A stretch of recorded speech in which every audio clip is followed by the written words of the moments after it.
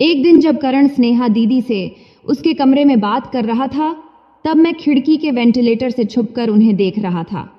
फिर मैंने अपने मोबाइल के कैमरे से उनकी कुछ तस्वीरें खींच लीं। करण, जो हमारे पड़ोस में रहने वाला एक चित्रकार लड़का है, वह मेरी बड़ी बहन स्नेहा दीदी से छुप छुप के बात करता रहता था।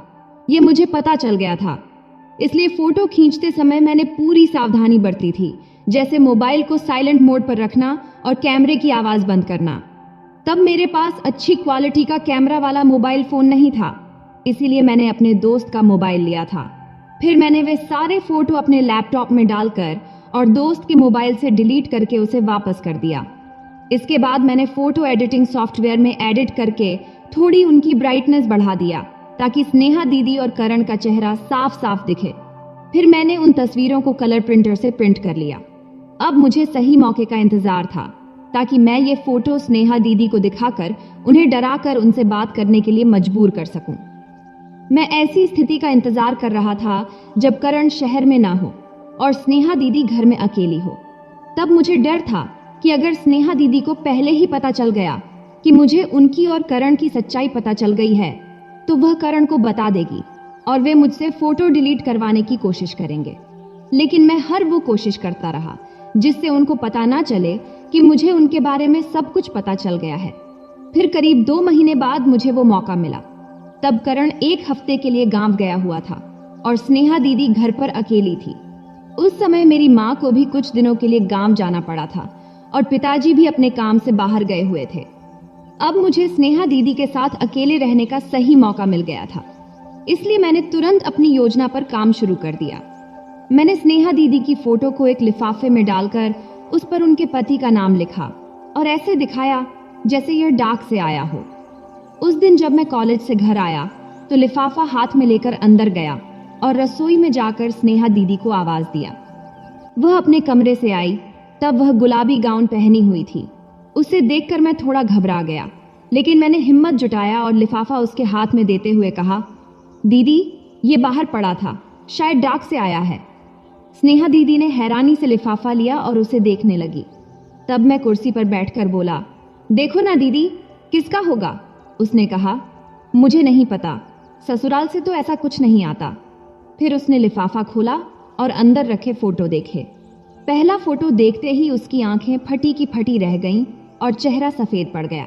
वह चौंक गई और डर के मारे कुछ बोल नहीं पा रही थी।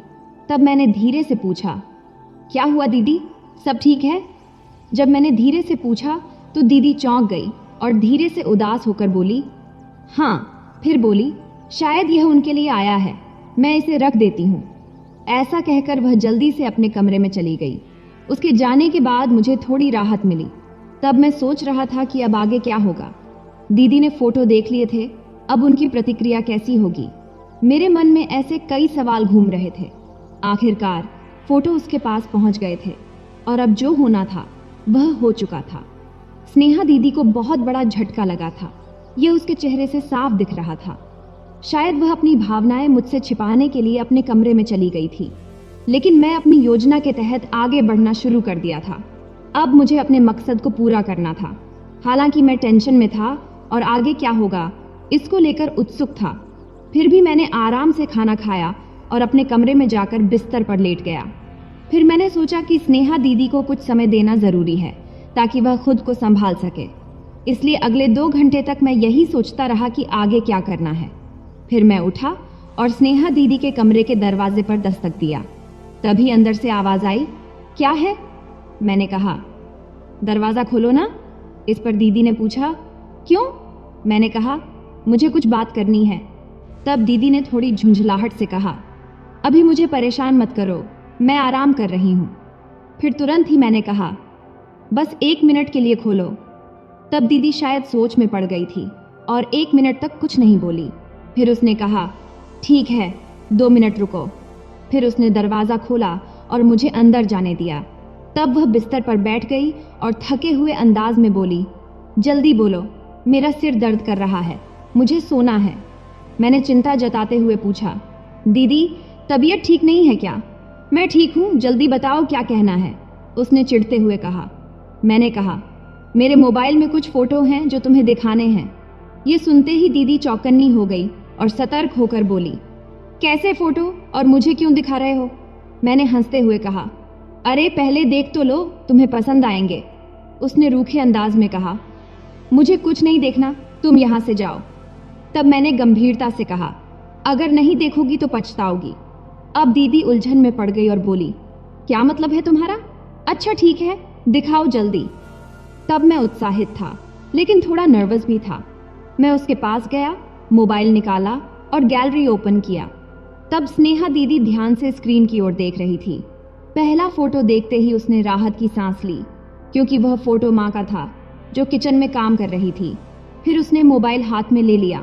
तब मैंने कहा, आगे के फोटो देखो, बहुत अच्छे हैं। फिर दीदी ने मोबाइल स्क्रीन को स्क्रॉल किया और आगे के फोटो देखने लगी। तब मैं उसके पास ही खड़ा होकर एक नज़र स्क्रीन पर और एक नज़र उस पर रखा हुआ था। मोबाइल में आगे माँ और पापा के कुछ सामान्य पारिवारिक फोटो थे। फिर स्नेहा दीदी और करण के भी कुछ नॉर्मल फोटो थे। आगे की जैसे ही दीदी ने फोटो देखी, उसकी टेंशन दूर हो गई और वह उत्साह से फोटो देखने लगी। फिर अगला फोटो सिर्फ स्नेहा दीदी का था, जिसमें वह एक सुंदर साड़ी में थी। वह फोटो देखकर उसने मुझसे पूछा, ये फोटो तुमने कब लिया? तब मैंने मुस्कुराते हुए कहा, आगे के फोटो देखोगी तो खुद पता चल जाएगा। फिर दीदी ने मुझे अजीब नज़रों से देखा और फिर हंसकर आगे के फोटो देखने लगी।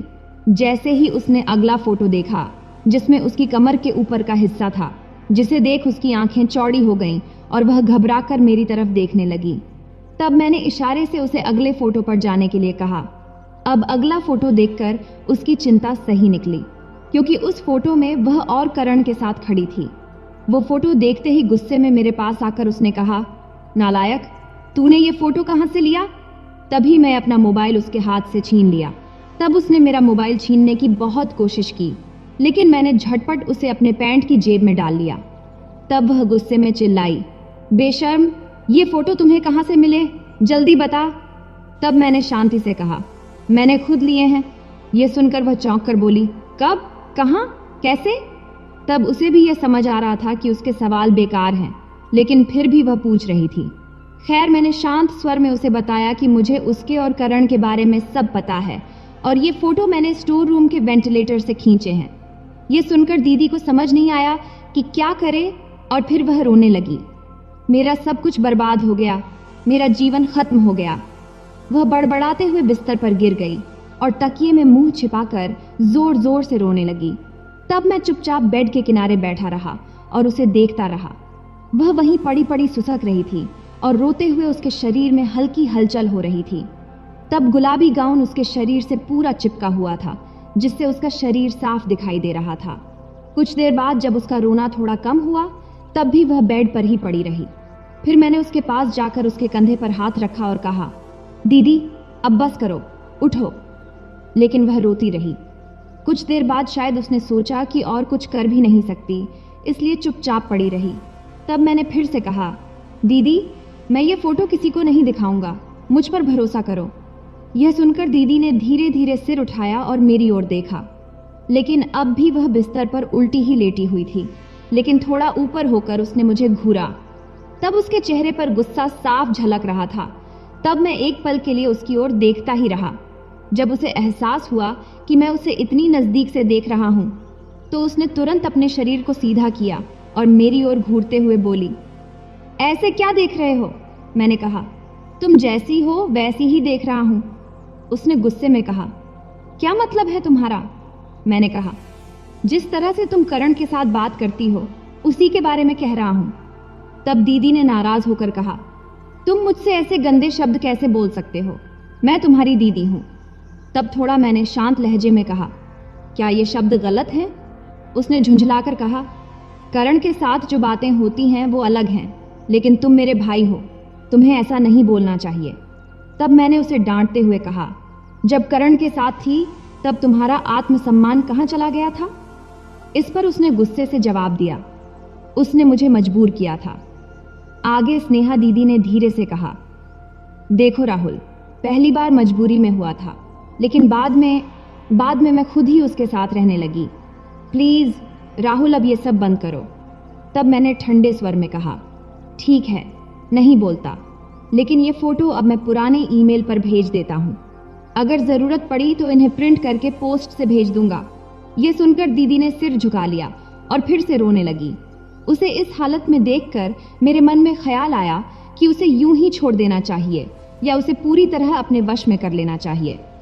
फिर कुछ देर रोने के बाद उसने सिर उठाया और आंसू भरी आंखों से मुझसे बोली, राहुल, मैं तेरी बहन हूं, तू मेरे साथ ऐसा क्यों कर रहा है? मेरा जीवन बर्बाद हो जाएगा। तब मैंने ठंडे स्वर में जवाब दिया, ये सब सोचने की जरूरत तुझे करण के साथ रहने से पहले करनी चाहिए थी। दीदी सुबकते हुए बोली, पहली बार मजबूरी में हुआ था, तब मैं असहाय थी। तब मैंने सीधा सवाल किया, लेकिन बाद में तो तू अपनी मर्जी से उसके साथ थी, अब इसमें मैं क्या करूं? तब दीदी ने सफाई देते हुए कहा, राहुल, तेरे जीजू विदेश में रहते हैं, मेरा भी कुछ जीवन है, कुछ सपने हैं, ऐसा क्यों कर रहा है?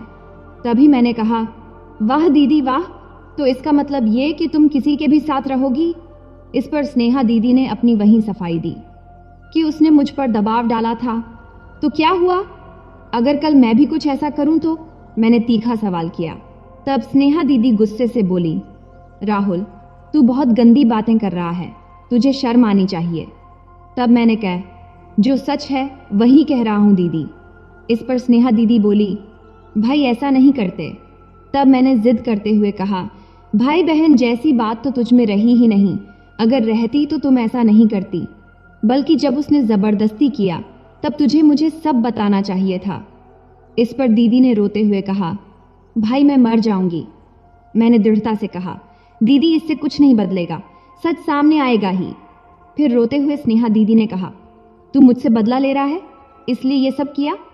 तब मैंने कहा, समझ लो ऐसा ही है, बहन हो तो क्या, जब तुम किसी और के साथ रह सकती हो तो मुझे क्यों रोकती हो? अब दीदी और ज्यादा रोने लगी।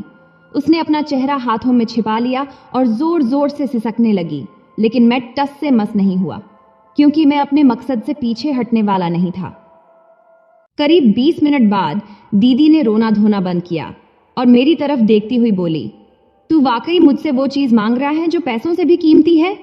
मैंने कहा, हाँ दीदी, अगर तुम चाहती हो कि मैं ये फोटो किसी को न दिखाऊं तो तुम्हें मुझे देने ही होंगे। लेकिन राहुल, तू मेरा भाई है, भगवान, ये मैं क्या कर रही हूं? दीदी ने खुद से बड़बड़ाया और फिर रोने लगी। तभी मैंने शांत स्वर में कहा, दीदी, यह सब तेरे ही कर्मों का फल है। अब अगर तुम चाहती हो कि यह बात किसी को न पता चले तो तुम्हें पैसे देने होंगे। फिर स्नेहा दीदी ने कुछ देर सोचा और फिर बोली, ठीक है, मैं दूंगी, लेकिन राहुल, ये गलत है। इस पर मैंने अपना फैसला सुनाया, दीदी तू जैसी है वैसी ही रहेगी। बस करण के साथ तुझे देखकर मुझे गुस्सा आता था, लेकिन अब मैं जो चाहता हूं वही होगा, मैंने फैसला कर लिया है। तब स्नेहा दीदी ने समझाने वाले लहजे में कहा, राहुल, जवान होने पर कुछ ख्याल आना ठीक है, लेकिन असल में ऐसा करना गलत है। इस पर मैंने ठंडे स्वर में जवाब दिया, दीदी, मुझे इससे कोई फर्क नहीं पड़ता, ये सब तुम्हारी मर्जी के खिलाफ था, लेकिन अब तो नहीं है। इस पर दीदी ने गुस्से से कहा, भाई हो तुम मेरे, कैसे कह सकते हो ऐसे तुम? तब मैंने थोड़ा ऊंची आवाज में बोला, जैसे तुमने करण के साथ किया, पहले तुमने मना किया, फिर खुद ही मान गई, तो इसका मतलब तुम्हें सब पहले से पता था? स्नेहा दीदी बोली। हालांकि स्नेहा दीदी अब थोड़ी संभल चुकी थी और वह थोड़ी रुक रुक कर बात कर रही थी। ऐसा लग रहा था कि उसने हकीकत को कबूल कर लिया है, इसलिए मैंने हल्की मुस्कान के साथ कहा, हाँ, मुझे सब कुछ पता था शुरू से ही। मतलब तुम शुरू से ही मुझ पर नजर रख रहे थे? दीदी ने संदेह से पूछा। मैंने जवाब दिया, समझ लो कुछ ऐसा ही, और ये फोटो मेरे पास एक सबूत के तौर पर रहेंगे। अगर तुम्हें लगता है कि मैं इन्हें तुम्हें दे दूंगा तो तुम ऐसा भ्रम में मत रहना। इस पर स्नेहा दीदी ने घबराते हुए कहा, प्लीज राहुल, इमेज को जीजू के पास मत भेजना। तो फिर तैयार होना, मैंने उसकी तरफ देखते हुए पूछा। तब उसने हार मानते हुए कहा, क्या मेरे पास और कोई रास्ता बचा है? इस पर मैंने कहा, बिल्कुल नहीं, तुम्हें तैयार होना ही पड़ेगा। फिर मैंने धीरे से उसका हाथ अपने हाथ में ले लिया। तभी स्नेहा दीदी ने मेरे हाथ की ओर देखा और फिर मेरी ओर नजरें उठाईं। अब हम दोनों एक दूसरे को घूर रहे थे। मैंने देखा उसकी आंखें रोने से लाल हो चुकी थीं और चेहरा सूजा हुआ था, लेकिन वह मुझे हमेशा की तरह ही अट्रैक्टिव लग रही थी। फिर थोड़ी देर की खामोशी के बाद दीदी ने मेरे हाथ पर अपना हाथ रखते हुए कहा, राहुल, मैं तैयार हूं, लेकिन मुझे थोड़ा समय चाहिए। ये कोई छोटी बात नहीं है, मुझे इसकी आदत नहीं है। मेरा मन अभी इसके लिए तैयार नहीं है। मुझे थोड़ा सा समय दे दो। अभी मैं आराम करना चाहती हूँ, बहुत थक गई हूँ। अब दीदी की बात सुनकर मैं सोच में पड़ गया। फिर सोचा, आखिर उसने हाँ तो कह ही दिया है। अगर उसे थोड़ी देर आराम करने दिया जाए तो क्या ही फर्क पड़ेगा। इससे वह मानसिक रूप से तैयार भी हो जाएगी और शायद बाद में कोई दिक्कत न करे। तब मैंने मन ही मन सोचा कि उसे अब आराम करने देना चाहिए। इसलिए मैंने कहा, ठीक है दीदी, तुम आराम कर लो, मैं 2 घंटे में वापस आता हूँ, लेकिन तब कोई बहाना मत बनाना। फिर दीदी ने करवट लेकर मुंह उधर कर लिया और तकिए में मुंह छुपा लिया। तब उसे इस तरह देखने पर मुझे गुस्सा आया, लेकिन मैंने कुछ नहीं कहा और चुपचाप कमरे से बाहर निकल गया। जैसे ही मैं बाहर आया, खुशी से उछल पड़ा, क्योंकि मेरा मकसद पूरा हो गया था। मेरी सारी मेहनत सफल रही थी। तभी अचानक कमरे से दीदी की आवाज आई, राहुल, रुकना। तब मैंने दरवाजे से मुड़कर पूछा, क्या हुआ दीदी? उसने कहा, राहुल, इन फोटो का क्या करेगा तू? मैंने हंसते हुए कहा, पहले सब ठीक से होने दो, फिर मैं खुद अपने मोबाइल से डिलीट कर दूंगा। लेकिन कोई देख लेगा तो? उसने कहा। मैंने कहा, कोई नहीं देखेगा, मैंने बहुत अच्छी तरह से छुपा रखा है, तुम चिंता मत करो। तब उसे यह भरोसा दिलाकर मैं कमरे से बाहर निकल गया। बाहर निकलते ही मुझे महसूस हुआ कि मैंने जो चाहा था वह अब पूरा होने वाला है। फिर खुशी से उछलते हुए मैं अपने कमरे में गया और बिस्तर पर लेटकर सोचने लगा कि स्नेहा दीदी को कैसे हैंडल करना है। वो मुझसे क्या क्या कहेगी, कैसे करेगी, मैं नर्वस तो नहीं हो जाऊंगा। ये सब सोचते सोचते मैं कल्पनाओं में खो गया। लगभग 1.5 घंटे बाद मैं उठा, फिर फ्रेश होने के लिए बाथरूम गया और वापस आकर अपने कपड़े बदला। फिर मैंने आरामदायक टी-शर्ट और बरमुडा शॉर्ट्स पहन लिया ताकि खुद को सहज महसूस कर सकूं। फिर मैं स्नेहा दीदी के कमरे की ओर बढ़ा। तब दरवाज़ा बंद था। मैंने हल्का धक्का दिया और दरवाज़ा खोल दिया। फिर अंदर जाते ही जो देखा उसे देखकर मैं हैरान रह गया। स्नेहा दीदी अपने बिस्तर पर लेटी थी। उसकी आंखें बंद थीं, लेकिन वो सच में सोई नहीं थीं, बस आंखें बंद करके यूं ही पड़ी थीं। मुझे लगा था कि शायद वो सो गई होगी, लेकिन नहीं, वो पूरी तरह तैयार होकर मेरा इंतजार कर रही थी। मैंने कभी नहीं सोचा था कि वो इस तरह लेटी मिलेगी। मुझे लगा था कि शायद वो सोचते सोचते सो गई होगी, लेकिन यहाँ मामला कुछ और ही था। उसके चेहरे पर हल्की उदासी थी, लेकिन फिर भी वो शांत दिख रही थी। तब मैं धीरे धीरे उसके पास गया। मेरी आहट से उसने हल्के से आंखें खोली और मुझे देखा। तब मैंने हल्की मुस्कान दिया, लेकिन उसने फिर से आंखें बंद कर लीं। उसकी आंखों में हल्का गुस्सा था, शायद शर्म भी। आखिर भाई के सामने इस तरह लेटना उसके लिए भी असहज था, भले ही वो खुद ही इसके लिए तैयार हुई हो। अब मैं उसके बिल्कुल करीब था। मैंने हल्के स्वर में कहा, स्नेहा दीदी। इस पर उसने आंखें तो नहीं खोली, मगर धीमे से बोली, क्या है? तब मैंने पूछा, तुम ऐसे आंखें बंद करके क्यों पड़ी हो? दीदी बोली, तो क्या करूं? तुम्हें मुझसे बात करनी है ना? मैंने कहा, हाँ, लेकिन तुम्हारी आंखें बंद होंगी तो कैसे बात करूंगा? दीदी बोली, तो क्या तुम मेरी आंखों से ही बात करोगे? मैंने कहा, नहीं, लेकिन मैं आगे कुछ कहता, इससे पहले ही दीदी बोल पड़ी, देखो राहुल, समय मत गवाऊं, इसलिए तो मैं यहाँ पहले से तैयार होकर पड़ी हूँ। इस पर मैंने हिचकिचाते हुए कहा, दीदी, ये सब ठीक नहीं लग रहा है। तुम्हें नहीं लग रहा होगा, लेकिन मुझे अब सब समझ में आ गया है। लेकिन दीदी, सच कहूँ तो ये सब तुम्हारी ही वजह से हुआ है। दीदी बोली, तो क्या करूं? अब जो हो गया उसे टाल तो नहीं सकते। तभी मैंने उसकी ओर देखते हुए पूछा, क्या अब तुम तैयार हो? उसने कहा, नहीं, लेकिन क्या मेरे पास और कोई रास्ता है? नहीं ना, इसलिए बेहतर होगा कि तुम इस सिचुएशन से कुछ सीख लो। लेकिन याद रखना, तुम मेरे भाई हो, मैं तुम्हारे साथ ऐसा महसूस नहीं कर सकती। इस पर मैंने कहा, पहले भी तो तुमने ऐसा ही कहा था, लेकिन बाद में तुमने खुद स्वीकार किया ना। इस पर उसने कहा, वो अलग बात थी, लेकिन तुम मेरे भाई हो। तब मैं थोड़ा सोचा और फिर बोला, ठीक है दीदी, अगर तुम्हें ठीक नहीं लगता तो छोड़ दो, मैं फिर कभी इस बारे में बात नहीं करूंगा। लेकिन अगर तुम थोड़ी कोशिश करोगी तो शायद तुम्हें भी अच्छा लगेगा। इस पर स्नेहा दीदी ने कोई जवाब नहीं दिया। वो चुपचाप लेटी रही और मैं उसे मनाने की कोशिश करता रहा। तो दोस्तों, यह थी हमारी आज की छोटी सी कहानी। आपको यह कहानी कैसी लगी कमेंट करके ज़रूर बताएं। अगर आपको यह कहानी पसंद आई हो तो इसे लाइक करें और अपने दोस्तों के साथ शेयर करें। आगे भी ऐसी ही रोमांचक कहानियों के लिए हमारे चैनल को सब्सक्राइब करें और बेल आइकन दबाना न भूलें ताकि आप हमारी कोई भी कहानी मिस न करें। धन्यवाद। भाई ने धीरे से मेरे कमरे का दरवाज़ा खोला और अंदर आकर मुझे सोता हुआ देखकर अंदर से दरवाजे की कड़ी लगा दी। मैं भी सोने का नाटक ही कर रही थी। कमरे में हम दोनों के सिवा और कोई भी नहीं था। मुझे अच्छे से मालूम था कि मेरा भाई आधी रात को मेरे कमरे में किस लिए आया है। मैं भी बिस्तर पर आंख बंद करके ऐसी पड़ी थी जैसे बहुत ही गहरी नींद में हूँ। उसके बाद जो भाई मेरे साथ करने वाला था वो मुझे मालूम था, पर मैं भी उसे रोकने की कोशिश नहीं करती थी।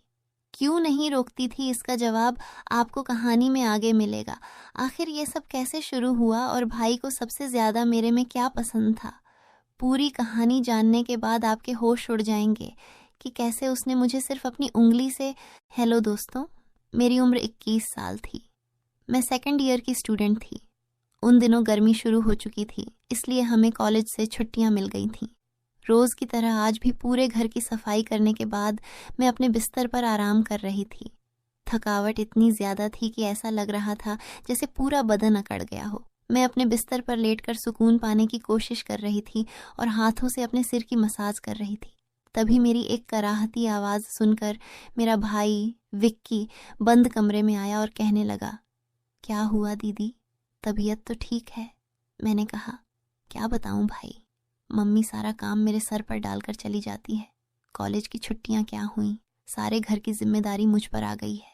ऊपर से मुलाजिम भी छुट्टी पर है। मुझसे नहीं होते ये घर के काम। मेरी बात सुनकर वह मेरे पास बैठ गया और कहने लगा, मेरी प्यारी बहन, कोई बात नहीं, मैं अब भी तुम्हारे लिए दूध लेकर आता हूँ, उसे पियोगी तो सुकून मिलेगा। विक्की की बात सुनकर मैं मुस्कुरा दी और कहा, बस तुम खाना बाहर से ले आना, मैं थोड़ी देर सो जाऊंगी। इसके बाद वह वापस दूध लेकर आया। उसे देखकर मुझे उस पर बहुत प्यार आया। सच में दुनिया में बहुत कम ही ऐसे भाई होते हैं जो अपनी बहनों का इतना ख्याल रखते हैं। मैंने उसे ढेर सारी दुआएं दी और उसका लाया हुआ दूध पीने लगी। दूध पीने के बाद मैंने गिलास एक साइड पर रखा और लेट गई। विक्की कहने लगा, चलो मैं तुम्हारा सिर दबा देता हूँ, तुम आराम से सो जाओ। वह मेरे सिरहाने बैठ गया और अपने हाथों से मेरा सिर दबाने लगा। मुझे धीरे धीरे सुकून मिलने लगा और दर्द भी कम होने लगा। मैं आंखें मूंद कर सोने लगी और गहरी नींद में चली गई। मुझे पता ही नहीं चला कि घंटों तक मैं सोती रही। मेरी आंख मम्मी की आवाज़ से खुली। मैं हड़बड़ाकर उठी। सिर बुरी तरह बोझिल हो रहा था। घड़ी पर नज़र डाली तो रात के 9 बज रहे थे। मुझे एकदम झटका सा लगा। बड़ी अजीब बात थी कि पापा ऑफिस से वापस आ चुके थे। शायद थकावट की वजह से मुझे वक्त का एहसास ही नहीं हुआ। जैसे ही उठकर 2 कदम चली, मुझे चक्कर आ गए। आंखों के आगे अंधेरा छा गया। अगर दीवार का सहारा न लिया होता तो यकीनन गिर जाती। फ्रेश होकर बाहर आई तो देखा खाने की टेबल पर सब मेरा ही इंतज़ार कर रहे थे। मैं जाकर आराम से कुर्सी पर बैठ गई। विक्की मुझे देखकर मेरी प्लेट में खाना डालने लगा। फिर मम्मी से कहने लगा, मम्मी, अन्नू पर काम का बोझ थोड़ा कम डाला करें। अगर अन्नू नहीं आ रही है तो उसकी जगह किसी और को रख लें। यह बेचारी सारा दिन काम करके थक जाती है। देखें तो इसकी रंगत भी पीली पड़ चुकी है। मेरी हालत वाकई ख़राब हो चुकी थी। मैं बहुत थकी हुई महसूस कर रही थी। मम्मी और पापा दोनों ही जॉब करते थे, क्योंकि सिर्फ पापा की नौकरी से घर चलाना मुश्किल था।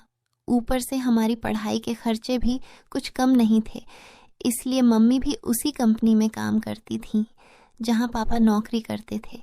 मैं और विक्की कॉलेज जाते थे, मगर अभी गर्मियों की वजह से छुट्टियां थीं, इसलिए हमें घर पर ही रहना पड़ रहा था। मैंने यह बात नोट की थी कि पिछले कुछ दिनों से विक्की मेरे साथ कुछ ज़्यादा ही जुड़ गया है। जब से मेरी छुट्टियां हुई थीं, वह मेरा बहुत ख्याल रखने लगा था। अगर मैं घर का कोई काम कर रही होती तो आकर मेरी मदद करने लगता।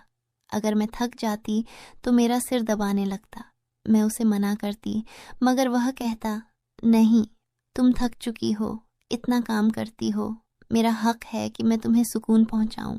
मैं भी चुपचाप लेटी रहती, लेकिन एक रात जो कुछ हुआ उससे मेरे होश उड़ गए।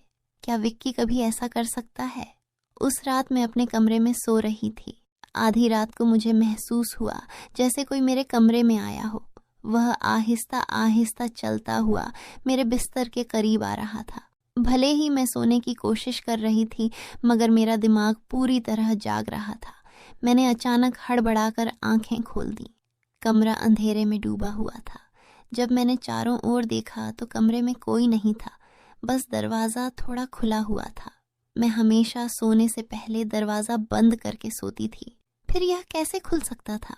नींद से भरी आंखों से उठकर मैंने दरवाजे को बंद किया और लॉक कर दिया। फिर पलटकर बिस्तर पर सोने चली गई। मेरी आंखें बंद होते ही एक बार फिर मुझे किसी के चलने की आहट सुनाई दी, जैसे कोई मेरे बिस्तर के पास बैठ रहा हो।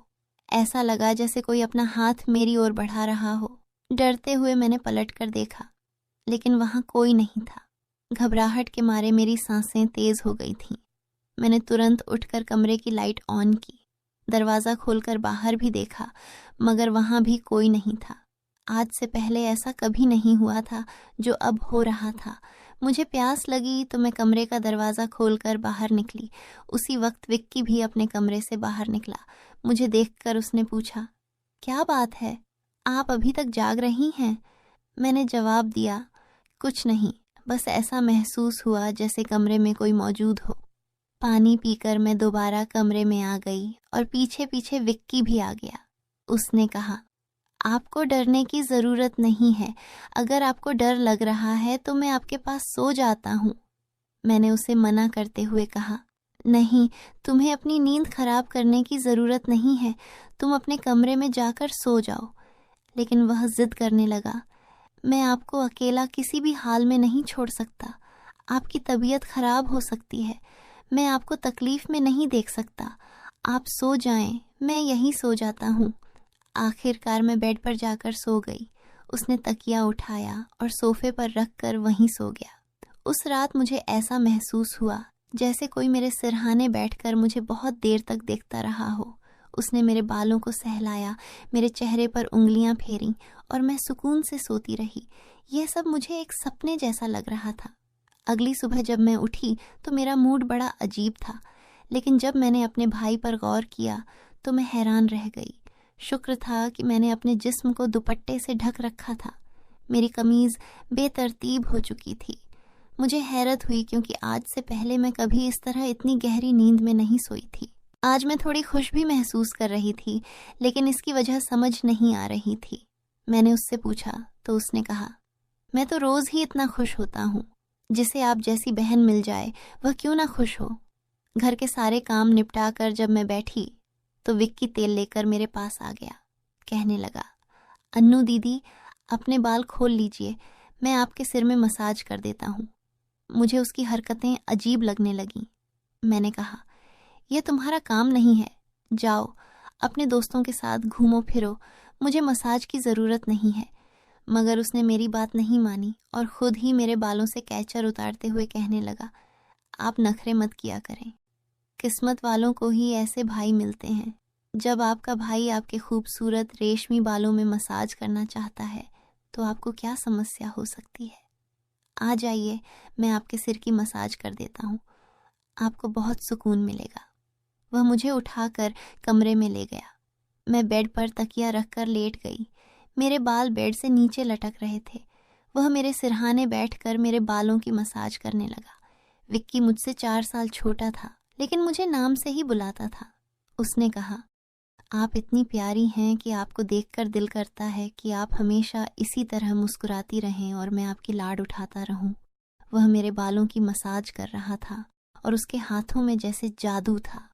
मुझे इतना अच्छा लग रहा था कि मैं धीरे धीरे नींद की वादियों में खोने लगी। तेल की खुशबू भी बहुत ज़बरदस्त थी। मैंने उससे पूछा, यह कौन सा तेल है? वह बोला, यह बहुत ही ख़ास तेल है, ख़ास आपके लिए। आपके जो इतने हसीन बाल हैं ना, यह उन्हीं बालों के लिए बना है। उसकी बातें बहुत प्यारी थीं, हालांकि मैं समझ नहीं पा रही थी कि वह किस लहजे में बात कर रहा है। बहरहाल मसाज के दौरान ही मैं गहरी नींद में खो गई। कुछ देर बाद जब मेरी आंख खुली तो मेरा पूरा बदन दर्द से टूट रहा था। ऐसा लग रहा था जैसे मेरी टांगों पर बहुत ज्यादा वजन रखा गया हो। पूरे बदन में दर्द सरक रहा था। मैं धीरे धीरे उठकर बैठी और आसपास देखने लगी। मेरी हालत अजीब थी।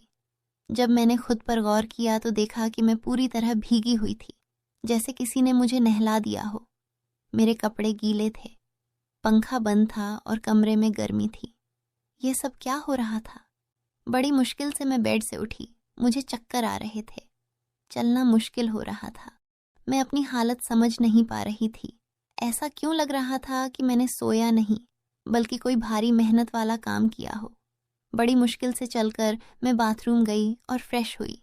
अपनी हालत पर गौर किया तो लगा जैसे शरीर पूरी तरह थकावट से चूर था। जब मैं कमरे से बाहर निकली तो मुझे फुसफुसाने की आवाज़ें सुनाई दी। ऐसा लग रहा था जैसे कोई किसी से बात कर रहा हो। घर में मेरे और विक्की के अलावा कोई नहीं था। फिर वह किससे बात कर रहा था? मैं पहले किचन में पानी पीने गई, मगर तब तक वह फुसफुसाहट रुक चुकी थी। मैं किचन के दरवाजे के पास खड़ी थी जब मैंने बैठक से किसी को निकलते देखा। उसके हाथ में काफ़ी पैसे थे, जिन्हें देखकर वह मुस्कुरा रहा था। यह देखकर मेरे माथे पर बल पड़ गए। अगले ही पल उसकी नज़र मुझ पर पड़ी। मुझे देखकर उसने कहा, अन्नू, आप उठ गईं? मैं उसकी तरफ धीरे धीरे चलकर गई। वह हड़बड़ाकर पैसों को अपनी पैंट की जेब में डालने लगा, मगर मैंने उसका हाथ पकड़कर उन पैसों को सामने लाकर पूछा, इतने पैसे तुम्हारे पास कहाँ से आए? वह नजरें झुका चुका था। धीरे से कहने लगा, आप प्लीज पापा को मत बताना। मैं ताज्जुब में थी कि उसने यह पैसे पापा को क्यों नहीं दिए। मैंने सख्ती से पूछा तो वह सहम गया। उसने कहा, ये पैसे तो पापा के एक दोस्त ने कई साल पुराने कर्ज के रूप में लौटाए थे। मैंने सोचा था कि इनसे मोबाइल खरीद लूंगा, लेकिन उसने पैसे मुझे थमा दिए। मैंने उसे डांटते हुए कहा, हाँ, तुमने अच्छा किया। घर के हालात देखो किस कदर खराब हैं। हमारे माँ बाप दोनों नौकरी कर रहे हैं और तुम मोबाइल खरीदने की बात कर रहे हो। वह शर्मिंदा हो गया। उसी रात मैंने वे पैसे पापा को दे दिए। उस रात विक्की मुझसे कोई बात नहीं कर सका और जल्दी सोने चला गया। अगले दिन मैं किचन में काम कर रही थी जब विक्की अपने दोस्तों के साथ घर में दाखिल हुआ। मैं यह देखकर हैरान थी कि वह अपने दोस्तों को सीधा लाउंज में ले आया था। उस वक्त मैं दुपट्टा उतारकर बर्तन धो रही थी। जैसे ही वे सब हंसते हुए अंदर आए, मैंने तुरंत दुपट्टा ओढ़ लिया। मैंने उसे समझाने की कोशिश की, यह क्या तरीका है? तुम जानते हो इस वक्त मम्मी पापा घर पर नहीं हैं, फिर भी तुम इन लोगों को घर ले आए हो। विक्की तुनक्कर बोला, यह मेरा घर है। जब आपको मेरा ख्याल नहीं है तो मैं आपका ख्याल क्यों करूं? अच्छा, खाना तैयार करो। ये मेरे बहुत खास दोस्त हैं। वह मुझसे काफ़ी नाराज़ लग रहा था, मगर अब मैं क्या करती? खाना तो बनाना ही था। मैं उसके दोस्तों के लिए खाना बनाने लगी। तभी वह बोला, खाना परोसने भी तुम खुद ही आओगी। विक्की का यह रवैया मुझे हैरान कर रहा था। छोटी सी बात पर वह इतना कैसे बदल सकता था?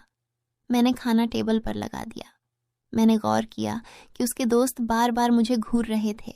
वे सभी विक्की की उम्र से बड़े लग रहे थे और अजीब तरीके से मुझे देख रहे थे, जैसे मुझे निगल ही जाएंगे।